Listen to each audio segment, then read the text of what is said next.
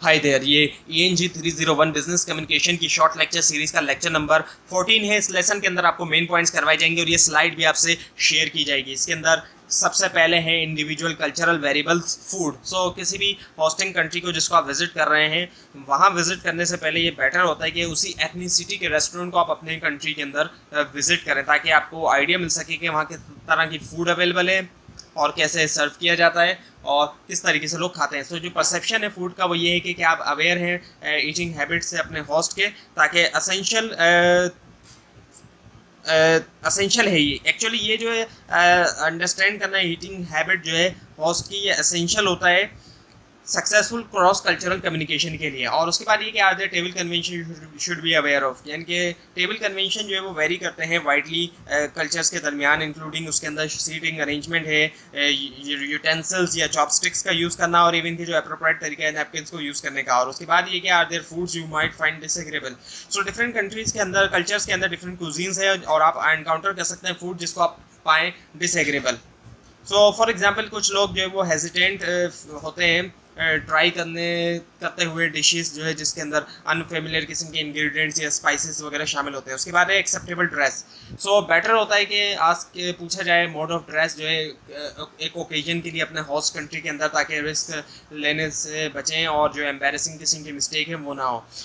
ज़्यादातर जो American businesses के अंदर मैन जो है वेयर करते हैं बिजनेस सूट को, जबकि वुमेन जो है वो वेयर करती हैं ड्रेस या फिर जो टेलर्ड सूट वगैरह हैं। और परसेप्शन जो है वो ड्रेस का वो कुछ इस तरीके से है कि कितनी स्किन जो है वो एक्सपोज होगी फॉर्मल और इनफॉर्मल सिचुएशन के अंदर। और सर्टेन कलर्स जो है वो डिस्टर्बिंग है, कुछ ऐसे कलर होते हैं डिस्टर्बिंग होते हैं। उसके बाद है फिर मैनर्स। सो मैनर्स को जानना बहुत इंपॉर्टेंट है। चिल्ड्रन जो है वो शेक करेंगे आपका हैंड, जो है शेक करते हैं आपका हैंड, जर्मनी में हक करते हैं आपको, इटली में, and often stay in the background in Pakistan. सो जो परसेप्शन है मैनर के वो ये है कि क्या प्रोटोकॉल है, जो इंट्रोडक्शन एक पर्सन का बिजनेस सिचुएशन में उसके हवाले से, और क्या रूल्स हैं गिफ्ट गिविंग के।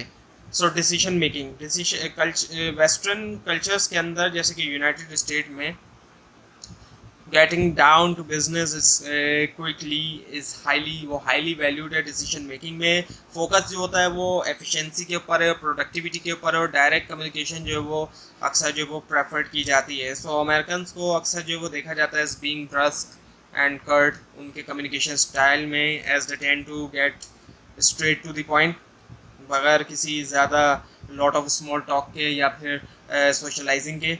और दूसरे कल्चर जैसे कि जर्मनी, स्विट्ज़रलैंड या सिंगापुर वगैरह में शेयर किया जाता है सिमिलर अप्रोच को डिसीजन मेकिंग की। वो भी प्रायोरिटाइज करते हैं एफिशिएंसी को और प्रोडक्टिविटी को, और वैल्यू देते हैं डायरेक्ट कम्युनिकेशन को।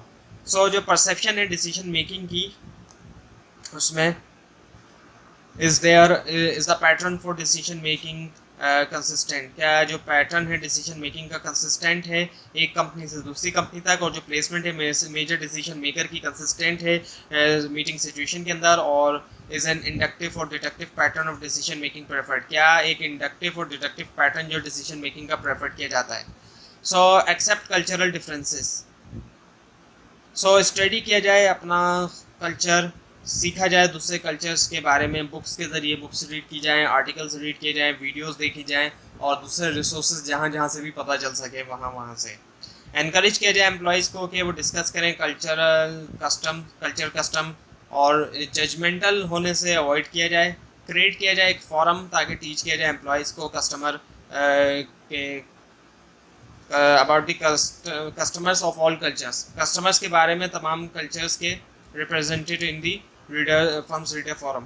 So improve oral and written communication. So define किया जाए टर्म्स को जो लोगों को ज़रूरत होती है जानने की जॉब के लिए, यानी कि जो टर्मिनोलॉजीज जॉब के अंदर उनको ज़रूरत होती है कि उनको पता हो, उन टर्मिनोलॉजीज़ की डेफिनेशंस दी जाए कि इस टर्म का ये मतलब है, इसका ये मतलब है, इसका ये मतलब है, पूरी डेफिनेशन वहाँ दी जाए। एम्फेसाइज किया जाए मेजर पॉइंट्स के ऊपर, रिपीटिशन की जाए और रिकैप भी दिया जाए।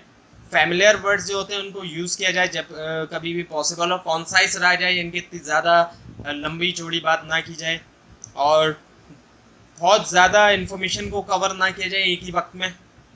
एडजस्ट किया जाए अपने मैसेज को एम्प्लॉयज़ के एजुकेशन लेवल के हिसाब से।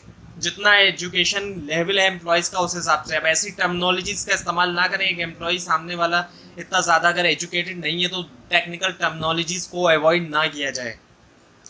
सो जितनी ज़्यादा एजुकेशन है और जिस लेवल की एजुकेशन है और जिस फील्ड की एजुकेशन है उसके हिसाब से जो है वो मैसेज को जो है वो एडजस्ट किया जाए और स्पेसिफिक रहा जाए, इलिसिट रहा जाए, यूज़ किया जाए डिस्क्रिप्टिव वर्ड्स को, एग्जैक्ट मेजरमेंट्स को और एग्जाम्पल्स का भी इस्तेमाल किया जाए जब कभी भी पॉसिबल हो सके, डिमॉन्स्ट्रेट किया जाए और इनक्रेज किया जाए राइट वे को कंप्लीट करने के लिए एक टास्क यूज़ करना टूल का एंड सो ऑन। और रिड्यूस किया जाए जो लैंग्वेज के जो बैरियर्स हैं, ट्रेन किया जाए मैनेजर्स को in the language of their employees, train किया जाए एम्प्लॉयज़ को in the language of most customers end of most people in the company, यानी कि जो ज़्यादातर कस्टमर्स की लैंग्वेज है और जो ज़्यादातर लोगों की लैंग्वेज लोगों की है कंपनी के अंदर। और जो बाइलिंगुअल एम्प्लॉयज़ हैं, जो एक से ज़्यादा ज़बान जिनको आती है, उनसे पूछा जाए, उनसे कहा जाए एक्चुअली कि सर्व करें वो ट्रांसलेटर के तौर पे, क्योंकि वो एक से ज़्यादा ज़बान जानते हैं तो वो ट्रांसलेटर के तौर पे सर्व करें। प्रिंट किया जाए इंपॉर्टेंट हेल्थ और सेफ्टी इंस्ट्रक्शन को जितने ज़्यादा लैंग्वेजेस में पॉसिबल हो सके उतनी ज़्यादा में, ताकि ज़्यादा से ज़्यादा लोग जो है उसको समझ सकें। So access how well you have been understand, research the non-verbal reactions of other cultures, then be alert to financial expression and other non-verbal signs that indicate confusion or embarrassment. So important होता है कि aware होना जो non verbal cues हैं, क्योंकि ये provide कर सकते हैं इंपॉर्टेंट इन्फॉर्मेशन कि कैसे आपका जो मैसेज है उसको रिसीव किया जा रहा है। रिसर्च करना नॉन वर्बल क्यू जो है कम्युनिकेशन का, कल्चर का, जिसके साथ आप कम्युनिकेट कर रहे हैं, जैसे कि फेशियल एक्सप्रेशन है, आई कॉन्टेक्ट है और बॉडी लैंग्वेज है, ताकि आप जो है वो रिकग्नाइज कर सकें साइन जो है कन्फ्यूजन के या फिर डिसकम्फर्ट के। और उसके बाद है फिर probe of comprehension. So important होता है कि चेक करना, important to check for understanding के लिए ड्यूरिंग और आफ्टर कम्युनिकेशन आस्क किए जाए क्वेश्चन, ताकि इंश्योर किया जाए कि आपका मैसेज जो है वो रिसीव हुआ और अंडरस्टूड हुआ। रिपीट किया जाए इंपॉर्टेंट पॉइंट्स को और इनकरेज किया जाए दूसरे लोगों को कि वो आस्क करें क्वेश्चंस। और उसके बाद फिर encourage employees to ask questions in private and in writing. So कुछ एम्प्लॉय जो है वो हेजिटेंट हो सकते हैं आस्क करते हुए क्वेश्चंस, या फिर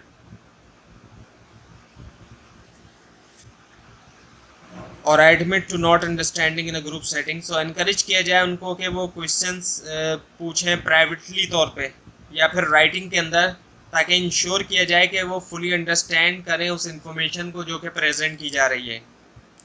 और उसके अलावा observe how employees use the information you have provided and review any misunderstood point. So communicate करने के बाद इंफॉर्मेशन इंपॉर्टेंट होता है कि ऑब्जर्व किया जाए कैसे एम्प्लॉयज़ जब वो यूज़ करते हैं इंफॉर्मेशन। अगर आप नोटिस करते हैं कि इम्पॉर्टेंट पॉइंट को मिसअंडरस्टैंड किया गया है, so take the time to review and clarify those points. उन पॉइंट्स क्लैरिफाई किया जाए, प्रोवाइड की जाए एडिशनल रिसोर्सेज या ट्रेनिंग अगर नेसेसरी हो, इंश्योर करने के लिए कि हर किसी की को क्लियर अंडरस्टैंडिंग हो। सो उसके बाद है 5 प्लानिंग स्टेप्स। सो मैसेज लिखने से पहले फॉलोइंग स्टेप्स जो है वो नेसेसरी है इफेक्टिव कम्युनिकेशन के लिए। पहला है कि डिफाइन किया जाए जो पर्पस है मैसेज का। उसके बाद फिर एनालाइज किया जाए अपनी ऑडियंस को, रीडर्स या लिसनर्स वगैरह ऑडियंस के अंदर आ जाते हैं। चूज़ किया जाए आइडियाज़ को जिनको शामिल किया जाएगा, और फिर उसके बाद कलेक्ट किया जाए फैक्ट्स को, ताकि उन आइडियाज़ को बैकअप किया जा सके, ये बताया जा सके जो आइडियाज़ हैं इस आइडिया के पीछे कौन सा फैक्ट है। और ऑर्गेनाइज किया जाए अपने मैसेज को। So define the purpose of a message, general purpose. So इसमें पहला है टू इन्फॉर्म। तो जो जनरल पर्पस होता है एक इन्फॉर्मेटिव मैसेज का, वो होता है कि प्रोवाइड करना इन्फॉर्मेशन या फिर शेयर नॉलेज एक पार्टिकुलर टॉपिक या इशू पे।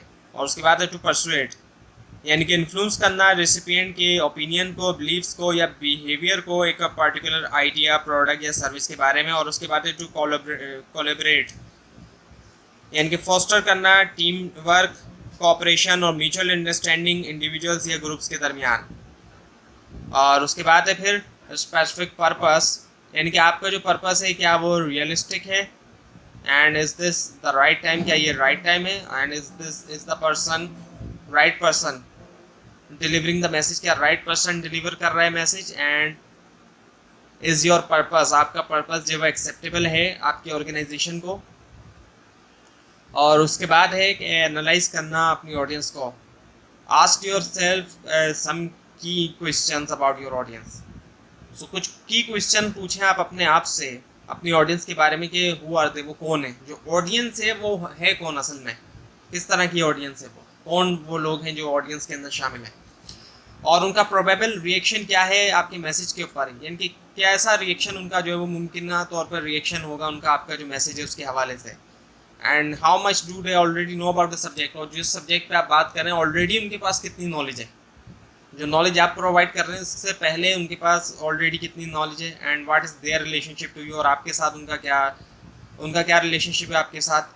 और उसके अलावा ऑडियंस की प्रोफाइल देखी जाए कि who is your primary audience कौन सी है, और आपकी कितनी बड़ी है ऑडियंस, एंड ऑडियंस का कंपोजिशन क्या है, और ऑडियंस की जो लेवल ऑफ अंडरस्टैंडिंग है वो क्या है, और ऑडियंस का प्रोबेबल रिएक्शन जो है वो क्या है। तो ये था आज का लेसन। आपको अगर इस बारे में कोई क्वेश्चन है नीचे कमेंट कीजिए, इसके अंदर कोई मिस्टेक दिखाई दे वो भी ज़रूर हाईलाइट कीजिए, और इस स्लाइड को नीचे डिस्क्रिप्शन बॉक्स में दिए गए लिंक से हासिल कर सकते हैं, लेकिन अगर आपको लिंक ना दिखाई तो इसके आप नीचे कमेंट कीजिए, और इस पूरी सीरीज़ को देखने के लिए इस चैनल को सब्सक्राइब कीजिए, बेल आइकन के ऊपर क्लिक कीजिए।